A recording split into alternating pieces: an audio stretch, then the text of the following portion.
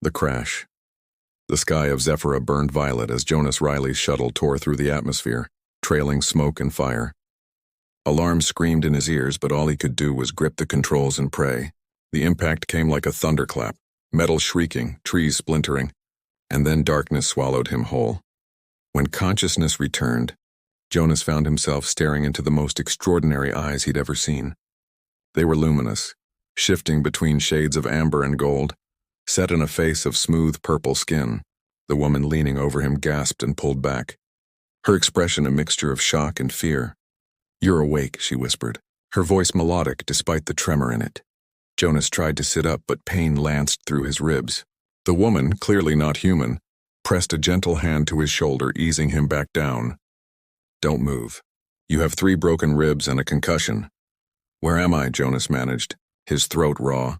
"Somewhere you shouldn't be," she replied, glancing nervously toward the entrance of what appeared to be a small dwelling, carved into living rock. "And I shouldn't be helping you. If anyone finds out—" She cut herself off, shaking her head. Jonas studied her more carefully now. She wore simple garments of woven material that shimmered like water, and her movements carried an otherworldly grace. "You saved my life," I heard the crash. "I'm a medic, I couldn't just leave you there." She stood and moved to a small basin, wringing out a cloth. "My name is Alara Vesh, and you've landed yourself in the middle of a very serious problem." "Jonas Riley," he offered. "What kind of problem?" Alara returned with the cool cloth, pressing it to a cut on his forehead.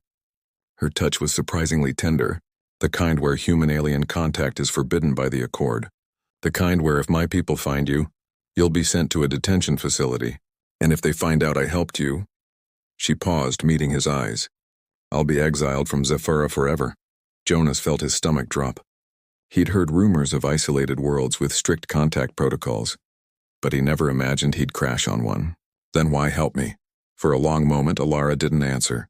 She finished cleaning his wound, her fingers lingering perhaps a heartbeat too long. "Because," she finally said so quietly he almost missed it, "some laws feel wrong the moment you're asked to follow them." Outside, the sound of distant engines hummed through the air. Alara's head snapped up, fear flashing across her features. "Patrol craft. They're searching the crash site." She moved swiftly to the entrance, triggering a mechanism that sealed it with a panel of living wood. The dwelling dimmed, lit only by soft bioluminescent fungi growing along the walls.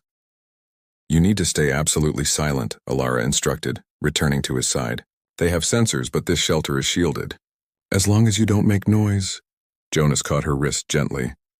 "Thank you for risking everything." In the dim light, her purple skin seemed to glow faintly. She looked down at where his hand touched hers, and for a moment, neither of them moved. The engines grew louder, then began to fade. "We're not safe yet," Alara whispered, but she didn't pull away. Not by a long measure. The hidden world 3 days passed in careful silence. Alara came and went like a shadow, bringing food and medicine while checking that no patrols lingered near her home. Jonas's ribs began to heal, and with each visit, the space between them seemed to shrink. "Can you walk?" Alara asked on the 4th evening, her tone tentative but hopeful. Jonas tested his weight, standing slowly. The pain had dulled to a manageable ache. "I think so." "Why?" A rare smile crossed her features, transforming her face into something radiant. "Because hiding in the shelter won't show you why Zephyra is worth protecting." She handed him a hooded cloak woven from the same shimmering material as her clothes. "Put this on." We moved during the twilight hours when the patrols changed shifts. They slipped into the falling dusk, and Jonas forgot to breathe. The forest around them pulsed with life. Trees with silver-blue bark rose like cathedral pillars, their leaves catching the light of twin moons rising overhead. The air itself seemed to shimmer with floating petals that glowed softly, drifting on unfelt currents. "This way," Alara whispered, leading him down a hidden path. She brought him to a cascade of bioluminescent caves where underground streams flowed like liquid starlight.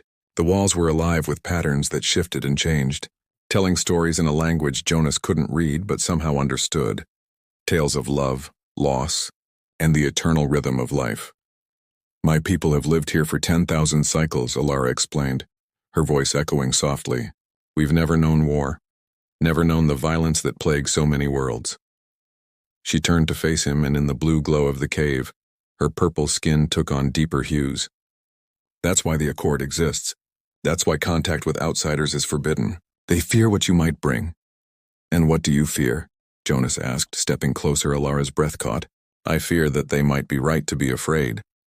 But more than that, she looked away, her voice dropping.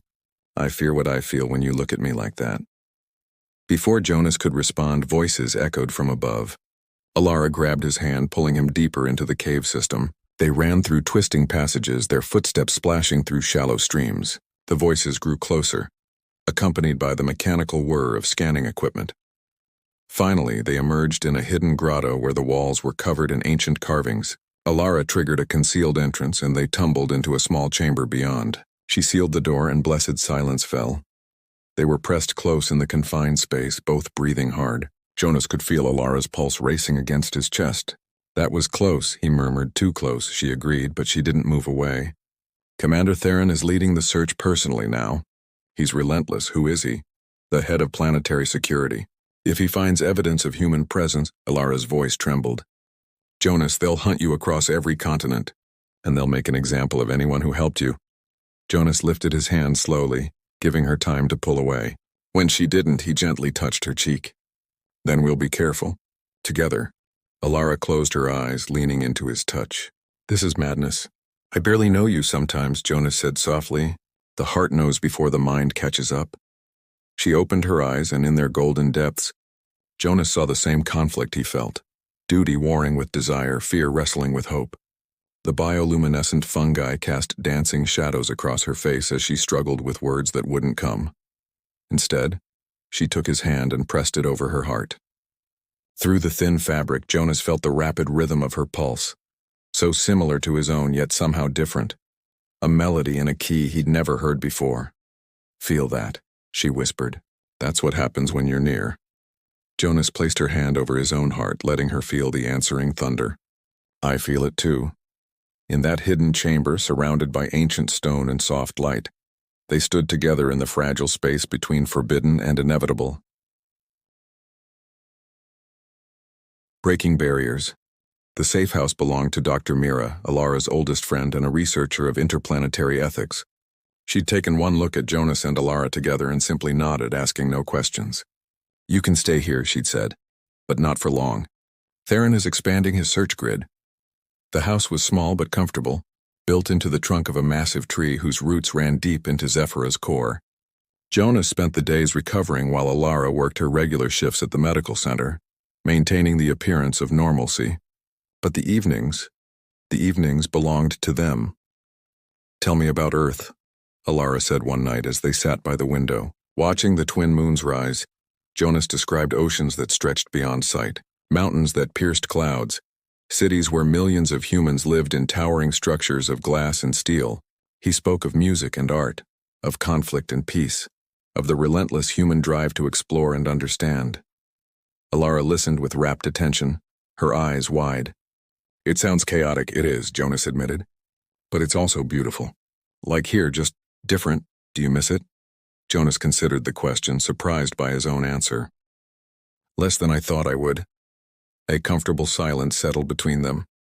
Alara reached for a medical scanner, the excuse she'd been using to tend to him each evening. Let me check your ribs. Jonas removed his shirt and Alara's hands moved professionally across his torso, but he noticed the slight tremor in her fingers. When she pressed the scanner to his side, her other hand steadied herself against his shoulder. The touch lingered. Healing well, she murmured, but she didn't pull away. Jonas caught her wrist gently, drawing her attention to his face. Alara. She met his eyes, and something broke open between them. I know I shouldn't, she whispered. Every regulation, every law of my people says this is wrong. Then why does it feel so right? Alara set the scanner aside with trembling hands. I've spent my whole life following rules, believing they protected us. But now, her voice caught. Now I wonder if they're just keeping us afraid. Jonas cupped her face, his thumb tracing the line of her jaw. Her purple skin was warm beneath his touch, softer than he'd imagined. I don't want you to do anything you'll regret. That's just it, Alara said, her eyes glistening. I think I'd regret not doing this more. She closed the distance between them, and their lips met in a kiss that felt like falling and flying at once.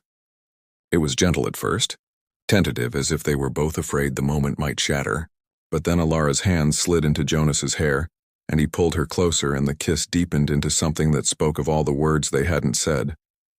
When they finally pulled apart, both were breathless. Alara rested her forehead against his, her eyes closed. "What are we doing?" "Something terrifying," Jonas admitted. "Something perfect."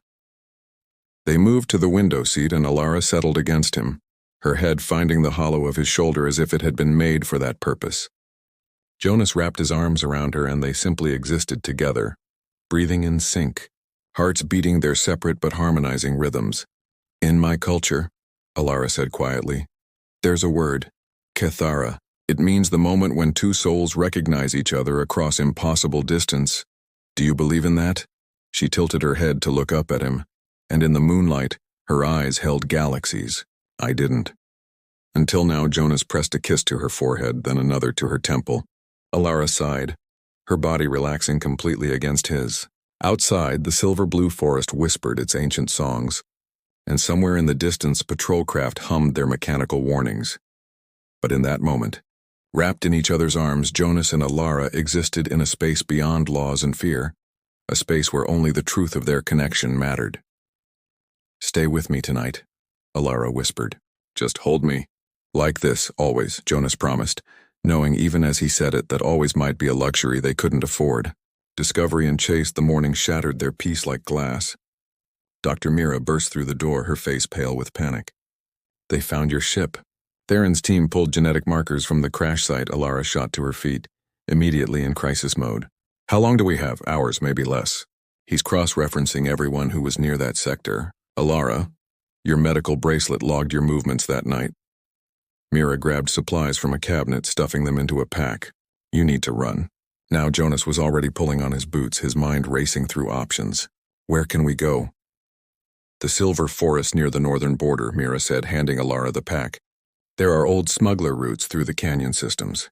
If you can reach the abandoned outpost at Kethara Falls, there's a communication array. You might be able to call for extraction." Alara gripped her friend's hands. "Mira, they'll question you, let them. I'll say you confided you were taking a personal retreat. It'll buy you time." Mira's eyes filled with tears. "Go, and Alara, be happy. That's an order from your oldest friend." They fled through the morning mist using the cover of the awakening forest. Alara led Jonas through paths only locals knew, routes that wound between the massive trees and across streams that would mask their thermal signatures. Behind them, the distant sound of engines grew steadily louder. "They're using aerial drones," Alara said, pulling Jonas behind an outcropping of luminescent rock. "We need to get under the canopy." They ran until Jonas's barely healed ribs screamed in protest, but he didn't slow down. Alara's hand in his was an anchor, and he'd follow her through fire if she asked. The forest grew denser, the trees older and more majestic. Silver-blue leaves created a cathedral of light and shadow above them. Finally, as the twin suns reached their zenith, they stumbled into a glade that took Jonas's breath away. A crystalline stream cut through the clearing, its water so clear it seemed to hold the sky within its depths. Soft petals drifted through the air, glowing with their own inner light. "We can rest here," Alara said, though her eyes scanned the forest constantly. "The water will hide our scent from their tracking animals." Jonas pulled her close, needing to feel her solid and real against him. "I'm sorry. I never meant to bring this down on you." Alara shook her head, reaching up to touch his face. "Don't apologize for being the best thing that ever fell from my sky." They moved to the stream's edge, and Jonas noticed how the water caught the light, turning their reflections into something dreamlike. Alara knelt by the bank, splashing cool water on her face. When she looked up at him, droplets clung to her skin like diamonds. "Jonas," she said, her voice soft but urgent. "Whatever happens, I need you to know something." He knelt beside her, taking her hands in his. "Tell me. I've lived 30 cycles on this world. I've followed every rule, met every expectation. I became a medic because it was safe, predictable.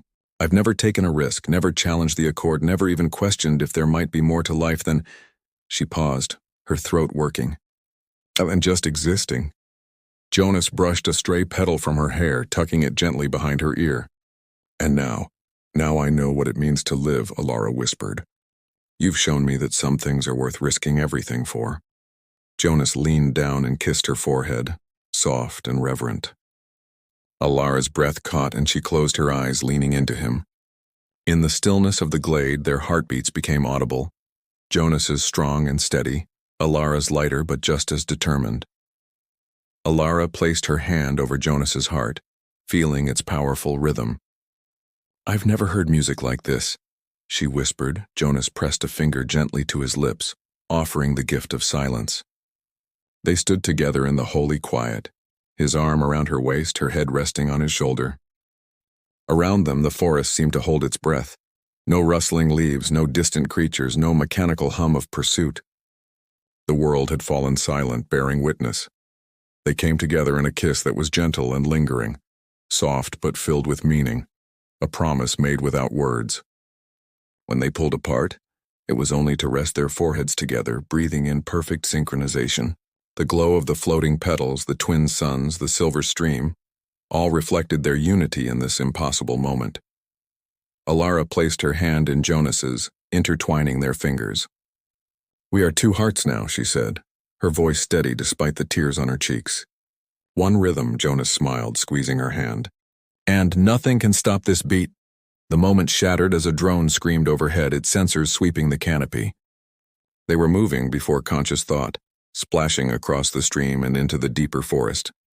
Behind them, voices shouted coordinates and the hunt intensified, but as they ran hand in hand through the silver forest, neither looked back.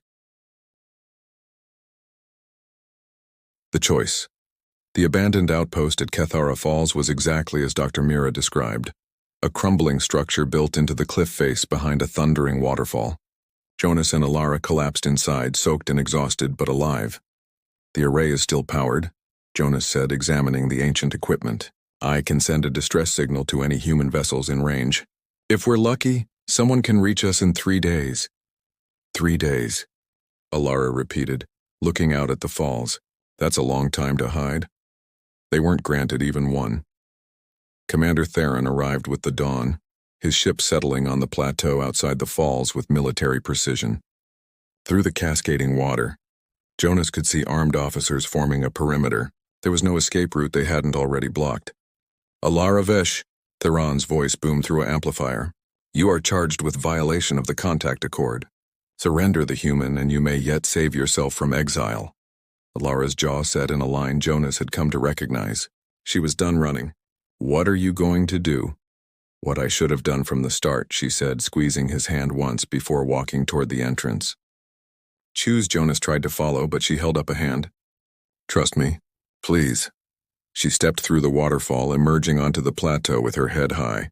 Commander Theron was an imposing figure, tall with deep indigo skin and eyes that held no mercy. His officers surrounded him, weapons trained on the cave entrance. "Commander," Alara said, her voice carrying across the space, "I surrender myself. But I ask you to hear me first." Theron's expression was stone. "You have aided an illegal alien. You have broken our most sacred law. There is nothing to hear." "Then exile me," Alara declared, her voice ringing clear. "Send me away from Zephyra forever. But know this, I don't regret a single moment. That human in there, Jonas Riley, is not the threat you believe him to be. You've known him mere days and you would sacrifice everything." "Yes," Alara said simply, "because in those days I've learned what it means to choose my own path. The accord was written to protect us from violence and exploitation. But Jonas brought neither. He brought something we've forgotten in our isolation, the possibility of connection beyond our own kind. Jonas couldn't stay hidden." He stepped through the waterfall to stand beside Alara, and immediately a dozen weapons swung toward him. But he kept his hands visible, his posture non-threatening. "Commander Theron," Jonas said, "I didn't come to your world by choice. But I would choose to be here now, even knowing the cost, because Alara has shown me that your people aren't defined by fear. They're capable of extraordinary compassion." Theron studied them both, and something flickered in his ancient eyes. "You speak of compassion while you break our laws. You speak of connection while you threaten our way of life." "No," Alara countered, stepping forward. "The accord threatens our way of life. It keeps us small, afraid, isolated. My ancestors built those laws in fear, but I choose to live in hope." She turned to Jonas and in front of everyone took his face in her hands. "I love him, Commander. I love a human. And that doesn't make me a traitor. It makes me brave enough to believe that love transcends species, planets, and laws written by people who never imagined what I've found. The plateau fell silent except for the roar of the falls. Theron's hand moved to his weapon, and Jonas prepared for the worst. But then the commander's shoulders sagged and he lowered his hand. "Your ship is repaired," Theron said quietly, addressing Jonas. "My team completed the work yesterday."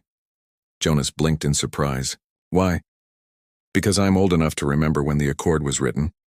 I was there." Theron's voice carried the weight of centuries. "We weren't always so afraid. Once we believed in the possibility of peaceful coexistence.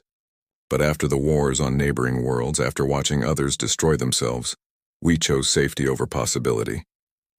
He turned to Alara, and his expression softened almost imperceptibly. "Perhaps it's time for a new generation to make different choices." Alara's eyes widened. "Commander, I'm offering you both an option," Theron interrupted. "Take the ship. Leave Zephyra together. But understand, if you go, Alara, you can never return. The Accord still stands, and I cannot change it alone." "And if we stay," Jonas asked, "then you face detention, and Alara faces exile alone. There is no third path." Alara looked at Jonas, and in her eyes he saw the weight of the decision. Her entire world, everyone she'd ever known, the forests and streams and glowing caves she loved.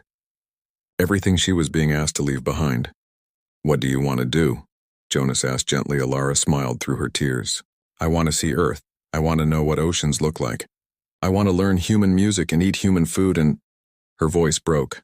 "I want to wake up every morning next to you, no matter what world we're on." Jonas pulled her close, kissing her deeply as the officers looked away. When they parted, he pressed his forehead to hers. "Then that's what we'll do. Together." They gathered what few supplies they had, and Commander Theron personally escorted them to Jonas's repaired ship. At the boarding ramp, Alara turned back one last time, looking at the silver-blue forest that had been her home. "Thank you," she said to Theron. "For understanding." The old commander inclined his head. "Perhaps one day, when you've seen the universe, you'll come back and tell us stories. Perhaps you'll show us that the fear that built the Accord was wrong. But that day, that will require braver souls than mine to make it happen. Then we'll be those souls," Alara promised inside the ship. Jonas powered up the engines while Alara took the co-pilot seat, staring in wonder at the controls. As they lifted off, Zephyra spread beneath them, a jewel of silver and blue, beautiful and untouchable. "Any regrets?" Jonas asked as they broke atmosphere. Alara reached for his hand, lacing their fingers together. "Only that I didn't crash my own ship into yours sooner." Jonas laughed, and the sound filled the small cabin with warmth. Before them, the stars stretched infinite and welcoming. Behind them, a world of laws and fear grew smaller with each passing moment.